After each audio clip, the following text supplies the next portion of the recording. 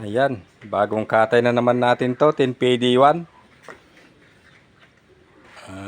Top overhaul, saka dukot. Ayan, naglinis yung ating kalangis na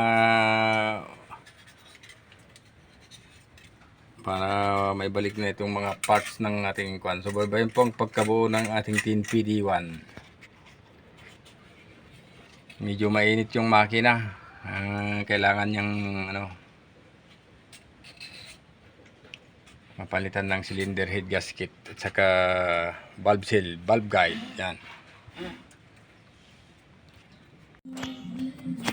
Ayan po, yung mga nadagdagan po yung ating kwan. Pumasok na ang ating isang kasama.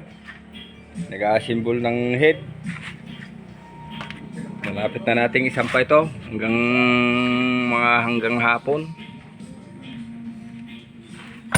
Ayusin mo kalangis, baka iwas mo na. Pag nabaliktad mo yung pisa niyan, baliktad din ang andar.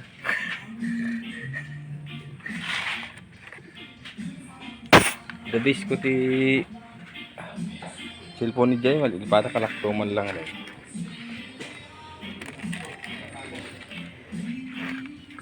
Oh, mayroon pa silang sting oh. Yan po yung sting ng ating mga tropa. Oil 40.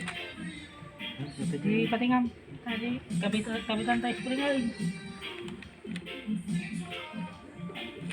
May bago po tayong kasama ngayon na kalangis. Kumpare ko rin. Multitasking siya, welder mechanic. Nag-welding pa siya ng kahoy.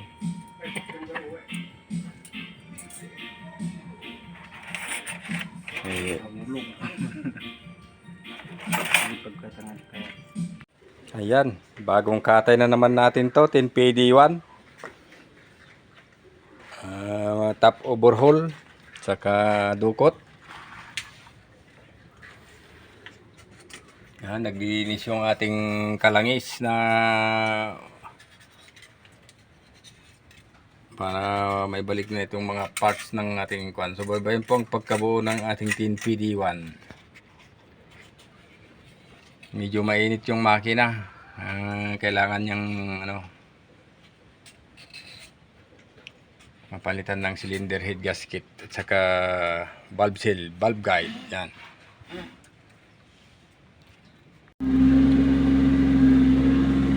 Okay, injection pump na tayo mga kalangis.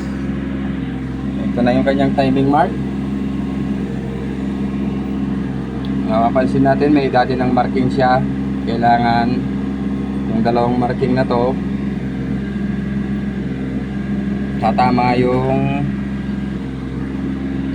marking dito sa injection pump natin. May tatak na letter Z.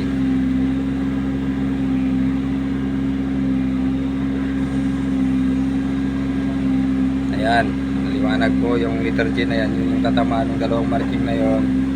Tapos may marking sa injection pump sa compressor. Kailangan tatama sa dalawang A na to. Dito sa gitna. Tapos pag tumama siya, kailangan din tatama dito sa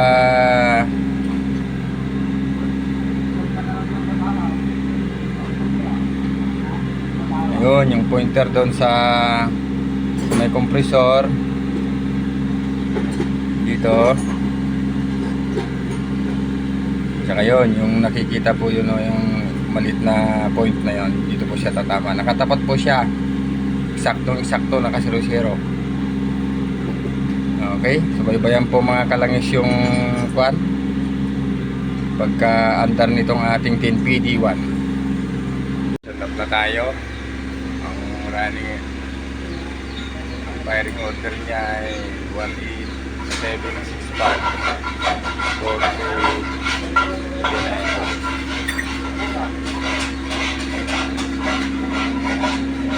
Isa po tayo sa uno.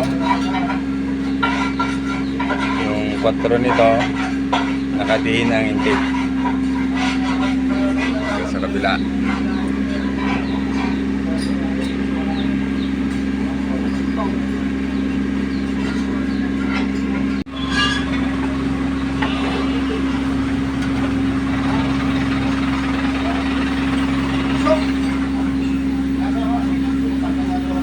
dito tayo. Tapos na tayo sa uno. Ang titingnan nating lulubog ay yung intake ng 3.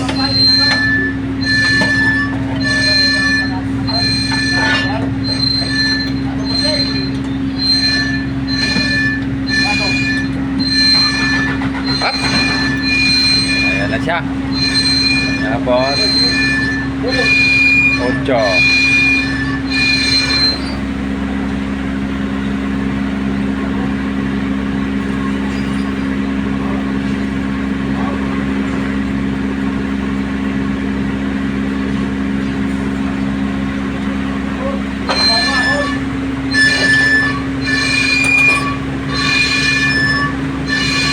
Di ba pre eh? Di ba?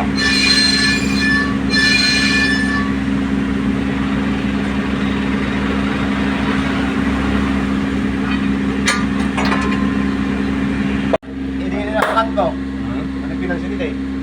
Nga di napansin yung sa dalagugan. Yan, yung mga naipasok na natin yung injector. Itong mga pustrad, mga kalangis, kailangan maramdaman natin nakapasok dun sa cam follower para hindi siya supply pag mararamdaman po siya pag nakapasok. Okay. Ito yung pagkakalinis ng ating mga katropa.